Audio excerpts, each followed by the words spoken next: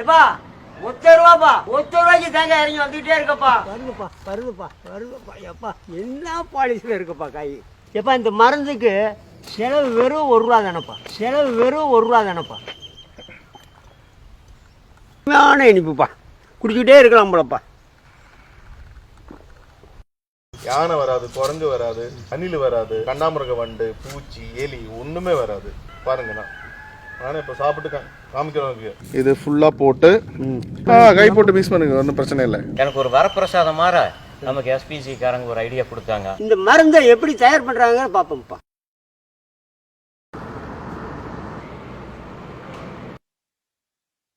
விவசாயிகளுக்கு விலையும் நல்லா கிடைக்கணும், வெள்ளாமே நல்லா கிடைக்கணும்னாக்க இந்த வீடியோவை முழுசா பாருங்கப்பா.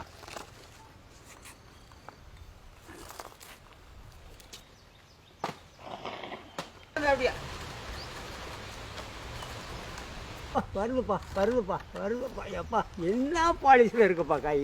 உதிர்ந்த காயப்பா என்ன பாலிசியில் இருக்குன்னு பார்ப்பா. என்ன பச்சை கலர் அடிச்சிருக்கு பார்ப்பா. எப்பா இந்த தென்னங்குலையில் இவ்வளவு காய் இருக்கப்பா. இவ்வளவு காயும் ஒரே ₹1 தானப்பா நமக்கு அடக்கம் வருது.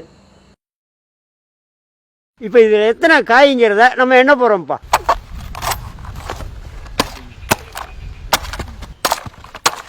ஒன்று 2 3 4 5 6 காய்ப்பா. 14 15 26 27 28 29 30 31 32 33 34 காய்ப்பா. இதனுடைய டேஸ்ட்டு எப்படி இருக்குங்கிறத இப்போ பார்ப்போம்ப்பா.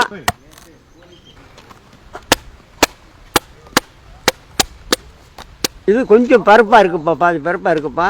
இதனுடைய தண்ணி என்ன டேஸ்ட்டில் இருக்குங்கிறத இப்போ நான் குடிச்சு பார்த்துட்டு சொல்கிறேன்ப்பா.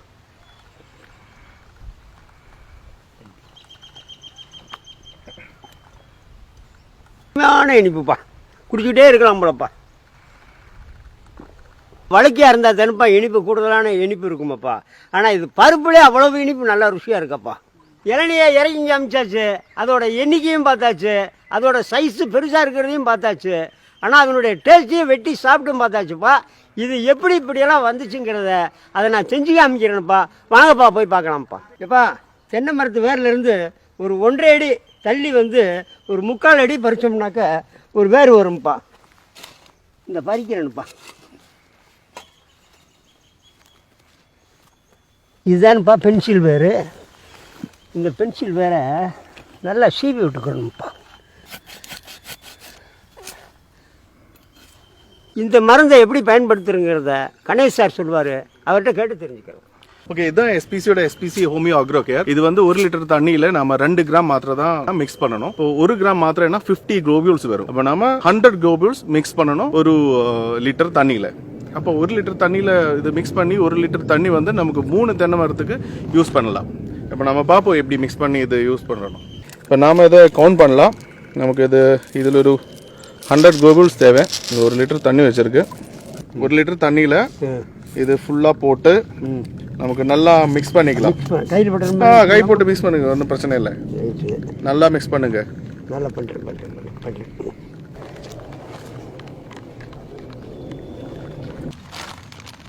இப்போ இதில் ஒரு 300 ml இதில் இந்த தென்னை மரத்துக்கு கட்டி வச்சுக்கலாம். சரி, நல்லா புளி இந்த மாதிரி பறிச்சுக்கிட்டு இந்த வேரை எடுத்து உள்ளே தண்ணிக்குள்ளே விடணுங்கப்பா.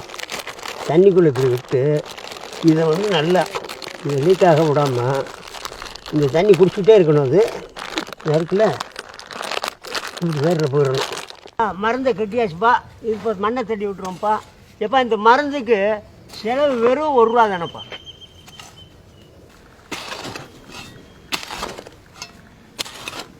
இப்போ வந்து தமிழ்நாட்டிலையும் கேரளாவிலையும் நிறைய தென்னை விவசாயம் கூடுதலாக இருக்குது. ஆமாம். இப்போ இந்த விவசாயங்களில் சரியாக ஒவ்வொரு இடங்களில் சரியாக ஆகிறது இல்லை. ஆமாம். இப்போ நீங்கள் நம்ம இந்த மருந்தை கட்ட சொல்லி கட்டியிருக்கிறோம். இந்த மருந்தை கட்டினது எத்தனை நாளையில் நமக்கு இது பிறகு பெனிஃபிட் ஆகும்? இப்போது நீங்கள் இந்த தோப்பை பொறுத்த வரைக்கும் பார்த்தா ஒரு 9 மாதத்துக்கு முன்னாடி இங்கே நிறைய பிரச்சனை இருந்தது. இந்த குறும்பக்காய் விழுது, அப்புறம் எலி, அணில், இந்த கண்டாமிருக வண்டு, இந்த வெள்ளைப்பூச்சி, அந்த மாதிரி நிறைய பிரச்சனை இருந்ததுங்க. எஸ்பிசி ஹோமியோ அக்ரோ கேரை பயன்படுறதுக்கு ஸ்டார்ட் பண்ணேன். சரி. இப்போ நீங்க பார்த்துட்டீங்க இந்த ஒரு கொலையில எவ்வளோ காய் வருது, காய் எவ்வளோ பெருசா இருக்கு, அதோட டேஸ்ட் எப்படி இருக்கு, இதெல்லாம் பார்த்துட்டீங்க இல்ல. SPC homeo agro care use பண்ணா இந்த பிரச்சனை ஒண்ணுமே இருக்காது. யானை வராது, குரங்கு வராது, இந்த அணில் வராது, இந்த கண்ணாமிருக வண்டு, பூச்சி, எலி ஒண்ணுமே வராது. மிருகங்கள் வராது, மற்ற இதெல்லாம் வராது, பூச்சி வண்டுகள்லாம் வராதுங்கிறீங்க. அப்ப இதனால இது ஒரு விஷமா? இல்ல இது ஆக்சுவலா இது பக்கா ஒரு ஹோமியோ மெடிசின். சரி. இது நான் உங்களுக்கு பாருங்க, நானே இப்ப சாப்பிட்டு காமிக்கிறவங்க, நான் சாப்பிட்டேனுக்காக வேற யாரும் சாப்பிடக்கூடாது. ஜுரம் ஏதாவது வந்தா இந்த மாத்திரை எடுத்து சாப்பிடக்கூடாது. ஓகே. இது நம்ம R&D டிபார்ட்மெண்ட் நிறைய வருஷமா ரிசர்ச் பண்ணி ஒரு 40 ஹோமியோ மெடிசினோட காம்பினேஷன்ல தயாரிப்பு செய்த ஒரு மெடிசின். இது மனுஷனுக்கு பயன்படுத்துறதுக்கு இல்ல, ஆனா பாய்சன் இல்ல. இது என்னன்னா நம்ம அப்ளை பண்ணும்போது இந்த நம்ம தென்னை மரம் ஒரு அலிலோ கெமிக்கல்ஸ் அப்படின்னு ஒரு கெமிக்கல் ரியாக்ஷன் நடப்புங்க. அதுல அந்த கெமிக்கலோட டேஸ்ட் இந்த பூச்சிக்கு இல்லைன்னா நம்ம எலி, அணில் இதுக்கு ஒன்றும் அது பிடிக்காது. அப்ப இந்த மரத்தை விட்டு செடியை விட்டு அது ஓடிடும். அப்படிதான் இது நடக்கிறது. அப்ப இது உயிர் கொல்லி மருந்து இல்ல. ஆமா. இப்ப நம்ம கப்பக்கிழங்கு இருக்குல்ல, அந்த கப்பக்கிழங்குல எலி ஒரு வாட்டி அந்த கப்பக்கிழங்கு கடிச்சுன்னு வச்சுக்கோங்க, அந்த செடி அதுல ஒரு ரியாக்ஷன், ஒரு கெமிக்கல் ரியாக்ஷன் பண்ணிடுவான் அந்த செடி. அதுக்கப்புறம் அந்த கப்பக்கிழங்கு கசப்பா தான் இருக்கும். அது நாம அந்த கப்பக்கிழங்கு எடுத்து கொண்டு போய் குக் பண்ணி சாப்பிட்டு பார்த்தா கூட அது கசப்பா தான் இருக்கும். சமைச்சு சாப்பிட்டு பார்த்தா கூட கசப்பா இருக்கும். அந்த மாதிரி நம்ம ஹோமியோ அப்ளை பண்ணும்போது இந்த தென்னை மரத்திலேயானாலும் வேற ஏது செடியிலானாலும் ஒரு கெமிக்கல் ரியாக்ஷன் நடக்குது. அந்த ரியாக்ஷனால வருதுனால இந்த நம்ம பூச்சி, கண்ணாமரம் வண்டு, அணில், எலி இதுக்கு ஒண்ணுமே அது பிடிக்காது. அந்த கெமிக்கல் ரியாக்ஷன் பண்ணும்போது இந்த செடியில இருக்கிற டேஸ்ட் அதுக்கு பிடிக்காது. ஆனா இது விட்டு ஓடிடும் அதெல்லாம். இப்போ உங்களுக்கு இந்த தோப்புல எந்த அளவுக்கு ரிசல்ட் கிடைச்சிருக்குன்னு இங்கே நம்ம தோப்புக்காரரு அங்க செந்தில்குமார் ஒருத்தர் இருக்காரு, அவரை கூப்பிட்டு பேசலாம். இப்போ அவரே சொல்லிடுவேன் உங்களுக்கு. ஓகேயா? எப்படி இவங்க சொல்றதெல்லாம் கரெக்டா சார்? என்ன 100% கரெக்ட். ஐயா வணக்கம். வணக்கம். என் பேர் செந்தில்குமார். சரிங்க. சிட்டிமட கிராமத்தை சேர்ந்தவன். சரிங்க. நான் வர்ற வழியில இந்த வண்டி இந்த எஸ்பிசியோட அக்ரோ கேரோட விளம்பரத்தை பார்த்தேன். பார்த்துட்டு அந்த நம்பர் எடுத்து அடிச்சேன். அதுல ஒரு நம்பர்ல இருந்து கூப்பிட்டாங்க. கூப்பிட்டு அந்த 9 மாசத்துக்கு முன்னாடி நம்மளுக்கு சிலந்தி பூச்சி, வண்டு, எக்கச்சக்கமான பிரச்சனை, கீழே அணில் அடிக்குது, எலி போடுது, காட்டுக்குள்ள பார்த்தா எல்லாம் மட்டையெல்லாம் தொங்கி எல்லாம் அசிங்கமா இருந்துச்சு. காடு ஏண்டா இப்படி விவசாயம் நனைஞ்சு போச்சே அப்படின்னு நினைச்சிட்டு இருக்கும்போது எனக்கு ஒரு வரப்பிரசாதம் மாற நமக்கு எஸ்பிசி காரங்க ஒரு ஐடியா கொடுத்தாங்க. 10 மாசமா யூஸ் பண்ணேன். நல்ல ஒரு ஈல்டு கிடைச்சது. அதை வச்சு கண்டினியூவா அடுத்தவங்களுக்கும் கொடுக்கணுமே அப்படிங்கறதுக்காகத்தான் நான் இதை உங்ககிட்ட சொல்றதுக்கு வந்தேன். நல்லா போயிட்டு இருக்குது. இது வரைக்கும் நான் எடுத்த ஈல்டு ரொம்ப ரிசல்ட் நல்லா இருக்கு. இந்த வரைக்கும் சிலந்தி பூச்சி என்னோட தோப்புல இல்ல, எல்லாமே கிளீனா இருக்குது. வண்டு இல்ல, பூச்சி இல்ல, எல்லாமே நல்லா போயிட்டு இருக்குது. Organic medicine. அதனால தாராளமா பயன்படுத்துங்க. உங்களை மாதிரி 4 பேர்த்துக்களை எக்ஸ்பிளைன் பண்ணுங்க, சொல்லுங்க. அது கண்டிப்பா வாங்கி பயன்படுத்துங்க. நம்ம தோப்பு 10 மாசத்துக்கு முன்னாடி எப்படி இருந்தது, இன்னைக்கு எப்படி என்னோட தோப்பு இருக்குதுங்கிறதுக்கு காரணமே அந்த எஸ்பிசியோட அக்ரோ கேரோட மெடிசன்னாலதான் எனக்கு வந்திருக்கு. அதனால அவங்களுக்கு ஒரு நன்றி சொல்லிட்டு அடுத்து என்னை சார்ந்தவங்களுக்கு எல்லாத்துக்கும் இந்த மாதிரி இதை ரெக்கமெண்ட் பண்ணி சொல்லலாம்னு இருக்கேன். பாய்சன் இல்லைன்னு மட்டும் இல்லை, பெரிய விஷயம் என்னன்னா நம்ம ஆர்கானிக் உரம் பயன்படுத்தும் போது கூட இந்த நம்ம தென்னை மரம் இல்லைன்னா எந்த செடியானாலும் இந்த ஹெவி மெட்டல்ஸ் எல்லாம் அப்சர்வ் பண்ணிடும், வலிச்சிடும் இந்த மண்ணில இருந்து. எப்படின்னா இப்போ அரியெல்லாம் நம்ம கொடுக்கறது ஆர்சனிக் அரி தான். அதுல அலுமினியம் இருக்கும், மர்க்குரி இருக்கும். அதெல்லாம் நம்ம உடம்புக்கு ரொம்ப கெடுதலானது. இப்ப இந்த ஹோமியோ அக்ரோ கேரோட அட்வான்டேஜ் என்னன்னா மண்ணில இருந்து ஹெவி மெட்டல்ஸ் ஒன்றும் அப்சர்வ் பண்ண மாட்டேன். வெஜிடபிள்ஸ் எது யூஸ் பண்ணாலும் அதோட டேஸ்ட் அதிகமா இருக்கும், ஹெவி மெட்டல்ஸ் இருக்கவே இருக்காது. இன்னொரு பாயிண்ட் இருக்கு என்னன்னா, நம்ம இந்த ஹோமியோ மருந்து பயன்படுத்தும் போது நம்மளோட இம்யூனிட்டி இன்க்ரீஸ் ஆகும் மனிதருக்கு. அது சேம் அந்த மாதிரி தான் இந்த தென்னை மரத்துக்கும் செடிகளுக்கும் எல்லாமே அவரோட இம்யூனிட்டி இன்க்ரீஸ் ஆகுது. இம்யூனிட்டி இன்க்ரீஸ் ஆகுறதுனால ஸ்ட்ரெஸ் இல்லாமல் இருக்கும், பீஸ்ஃபுல்லாக ஹாப்பியாக இருக்கும். இதெல்லாம் விட மிகப்பெரிய விஷயம் என்னன்னா, நம்ம பசங்களுக்கு, நம்ம வரும் தலைமுறைக்கு நமக்கு ஹெவி மெட்டல்ஸ் இல்லாமல் நல்ல ஃபுட்டு கொடுக்கலாம். அதான் இதோட ஒரு இம்பார்ட்டன்ட் பாயிண்ட். இந்த மருந்து இத்தனை செய்தில்லப்பா, இந்த மருந்தை எப்படி தயார் பண்றாங்க பார்ப்போம்ப்பா. இப்பா இந்த கம்பெனி எங்கே இருக்குன்னா, இந்த பக்கம் கோயம்புத்தூர், இந்த பக்கம் பாலக்காடு, இந்த மெயின் ரோட்ல மதுக்கரைங்கிற இடத்துல ஆர்டிஓ செக் போஸ்ட்டுக்கு பக்கத்தில் இருக்குப்பா. வாங்க உள்ளே போய் எப்படி எப்படி தயார் பண்ணுறாங்க, என்ன மாதிரி தயார் பண்ணுறாங்கிறத உள்ளே போய் பார்ப்போம்ப்பா. வாங்கப்பா.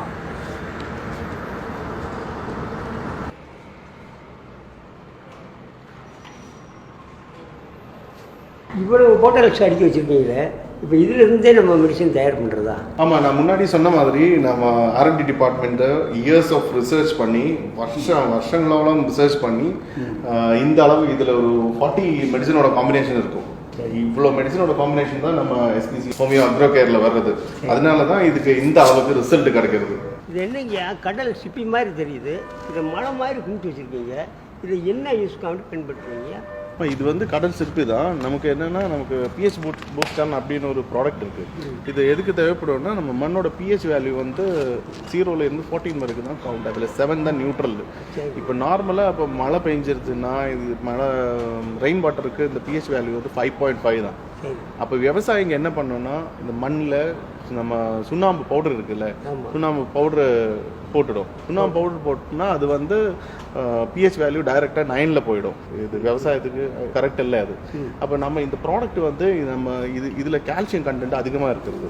அப்போ இதோட மெக்னீஷியம் கூட மிக்ஸ் பண்ணி நம்ம இந்த pH பூஸ்டர் அப்படின்னு ஒரு ப்ராடக்ட் இது வந்து நம்ம மண்ணில் போட்டோம்னா, இப்போ pH வேல்யூ கம்மியாக இருந்தால் இது தனியாக தூளாக ஸ்டார்ட் பண்ணுவது. pH எப்போ 7ல் வருதோ, நியூட்ரல் pHல வருதோ, அது அங்கே ஸ்டாப் ஆகிடும். அப்போ மண்ணில் அந்த pH வேல்யூ கரெக்ட் பண்ணுறதுக்காக தான் இது யூஸ் பண்ணிட்டு இருக்கேன். இப்போ விவசாயிங்க இந்த சுண்ணாம்பு பவுடர் போட்டால் என்ன வரும்னா, அது வந்து கால்சியம் ஆக்சைடு, அது சாயிலோட இந்த மண்ணோட pH வேல்யூ 9ல் ஏறிடும். 9ல் வந்த பிரச்சனை என்னென்னா, நம்ம மண்ணில் இருக்கிற மைக்ரோ ஆர்கானிசம் எல்லாம் செத்துடும். அது it is not good for the இது விவசாயத்துக்கு நல்லதில்லை. SPC கம்பெனி நேஷனல் அவார்டு வரைக்கும் வாங்கியிருக்குன்னு கேள்விப்பட்டேன். கம்பெனியை பற்றி கொஞ்சம் விரிவாக எடுத்து சொல்லுங்கள். ஆமாம்மா, நாம் இந்த கம்பெனி ஸ்டார்ட் பண்ணது 2013 தான் கேரளாவில். அது இப்போ வந்து 2023 நமக்கு நேஷ்னல் அக்ரிகல்ச்சர் அவார்டு கிடச்சிருக்கு சென்ட்ரல் மினிஸ்டர்லேருந்து. அது ஆக்சுவலாக ரொம்ப சந்தோஷமான விஷயம். இப்போ நமக்கு என்னென்னா, நம்மளை பொறுத்த வரைக்கும் இப்போ மதுக்கரையில் தான் நம்ம ஃபேக்ட்ரி வச்சுருக்கேன். ஆனால் நம்ம சவுத் இந்தியா ஃபுல்லாக இம்மீடியட் ஒரு எக்ஸ்பேன்ஷன் நம்ம பார்த்துட்ருக்கேன். அப்போது அதுக்கு ஏற்ற மாதிரி இப்போ தமிழ்நாட்டில் இருந்தாலும் கர்நாடகாவில் இருந்தாலும் நமக்கு நல்ல ரெஸ்பான்ஸ் வந்திருக்கு. நீங்களே பார்த்ததில்ல, நம்ம காலையில் தோட்டத்துக்கு இந்த தோட்டத்தில் எவ்வளோ ரிசல்ட் எந்த மாதிரி வந்திருக்குன்னு பார்த்ததில்ல. அப்போ கேரளாவில் எப்படின்னா, எங்களுக்கு இப்போ ஒரு 400க்கு மேலே ஃப்ரான்ச்சைசிஸ் இருக்குது. அப்போது இங்கே கூட இப்போ ரிசல்ட் இந்த அளவில் இந்த வேகத்தில் கிடைக்கிறதுனால நிறையா ஃப்ரான்ச்சைசி என்கொயரிஸ் வந்துட்டு இருக்கு. கர்நாடகாவில் இருந்தும் தமிழ்நாட்டில் இருந்தெல்லாம் நிறையா ஃப்ரான்ச்சைசி என்கொயரிஸ் வந்துட்டு இருக்கு. நம்ம இந்த ஃபார்மேட் எப்படின்னா, நம்ம ஃப்ரான்ச்சைசி ஃபீ அப்படியும் ஒன்றும் இல்லை. நமக்கு ஒரு பஞ்சாயத்தில் ஒரு ஆளுக்கு மட்டும்தான் நம்ம ஃப்ரான்ச்சைசி கொடுப்பேங்க. அந்த ஒரு ஆளுக்கு நமக்கு வந்து டைரக்ட் ஸ்டாக் போவேன். அந்த மாதிரி தான் பண்ணிட்டு இருக்கு. நிறைய என்கொயரிஸ் வருது. தமிழ்நாட்டில் கேரளாவில் விட ரொம்ப நல்ல ரிசல்ட் கூட விவசாயிக்கு கிடைச்சிட்டு இருக்கு. ஆக்சுவலி SPC வந்து ஒரு பெரிய மிஷனில் இருக்குது. என்னென்னா, மேக் இந்தியா ஆர்கானிக் அப்படின்னு ஒரு ப்ராஜெக்ட். அதில் தான் நம்ம கேரளாவில் இப்போ ஒரு 400+ ஃப்ரான்ச்சைசிஸ் ஃபங்க்ஷன் பண்ணிட்டு இருக்காங்க. இப்போ நம்ம அது இந்தியாவில் இருக்கிற 2.5 lakhs பஞ்சாயத்துலேயும் நாம் அதை ஸ்ப்ரெட் பண்ணுறோன்னு நினைக்கிறேன். Making completely India organic country அந்த மாதிரி பிளான் பண்ணிட்டு இருக்குங்க. ஆமாம், இவ்வளோ பெரிய ஃபேக்ட்ரி வச்சுருக்கிறீங்க, இதனுடைய கெப்பாசிட்டி என்ன, எவ்வளோ தயார் பண்ணுவீங்க? நீங்கள் பார்த்துருக்கீங்க நம்ம ஃபேக்ட்ரி எப்படி இருக்குன்னு. ஃபுல்லி ஆட்டோமேட்டட் தான் ஃபங்க்ஷனிங். எல்லாமே ஆட்டோமேட்டட் தான். நம்ம காம்பினேஷனில் இருந்து அங்கே பேக் பண்ணி வர்றதுக்கு ஃபுல்லி ஆட்டோமேட்டட். நமக்கு ஒரு நாளைக்கு இங்கே ஒரு 10,000 பேக் ப்ரொடக்ஷன் கெப்பாசிட்டி இருக்குது. ஆனால் நம்ம பெரிய ஃபேக்ட்ரி வச்சுருக்கு, பெரிய ப்ரொடக்ஷன் கெப்பாசிட்டி வச்சுருக்கு. ஆனால் கூட நம்ம என்ன பண்ணுறோம்னா, நம்ம இந்த பேக்கெட் சைஸில் வந்து 100 கிராமில் இருந்து நம்மகிட்ட பேக்கெட்ஸ் இருக்குது. 100 கிராம், 1 kg, 5 kg, அதுக்கு அந்த மாதிரி எல்லா உரத்துக்கும் அந்த மாதிரி பேக்கிங் வச்சுருக்கான். இப்போ என்னென்னா, ஒரு சின்ன அந்த மாடி தோட்டம் இருக்கிறதுக்கு கூடி இது பயன்படுத்தலாம். அந்த மாதிரி பண்ணி வச்சுருக்கேன் நம்ம. இப்போ இந்த டப்பாக்குள்ளையெல்லாம் அடிச்சு வச்சுருக்கீங்களே, நம்ம பார்த்து அந்த குழியெல்லாம் அடிச்சு வச்சுருக்கீங்களா? இது வந்து PGR items, plant growth regulatory items. இது வந்து எல்லாம் இப்போ இந்த இலை பொழிஞ்சிடும்ல, இலை பொழிஞ்சிருக்கு, அதுக்கு ஒன்று, வேருக்காக ஒன்று, காய் நல்லா வர்றதுக்காக ஒன்று, அந்த மாதிரி ஐட்டம்ஸ் இதெல்லாம். இப்போ நம்ம வந்து இந்த மாதிரி ஒரு உயிரூட்ட சத்துக்கள் ஒரு 15 ப்ராடக்ட்ஸ் இன்ட்ரடியூஸ் பண்ணியிருக்கேன். இப்போ இது வந்து அசோஸ்பைரில்னு சொல்லுவேன். இது என்ன பண்ணுவேன்னா, நம்ம மண்ணில் நிறையா பாக்டீரியாஸ் அண்ட் வைரஸ் எல்லாம் இந்த செடிகளுக்கு நோய் வர்ற மாதிரி அந்த மாதிரி பாக்டீரியாஸ் வைரஸ் எல்லாம் நிறையா இருக்குது.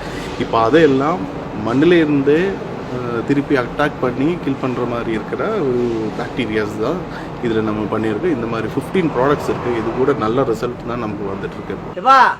இது நல்ல மருந்தாக தெரியுதப்பா. இதை வந்து எல்லா விவசாயிகளும் நல்லா வாங்கி பயன்பெறுங்கப்பா. இதில் இருக்க நம்பரை வச்சு இதை நம்பருக்கு கூப்பிட்டு அவங்ககிட்ட தெளிவு கேட்டு இதை பயன்படுத்துங்கப்பா. நன்றி, வணக்கம்ப்பா.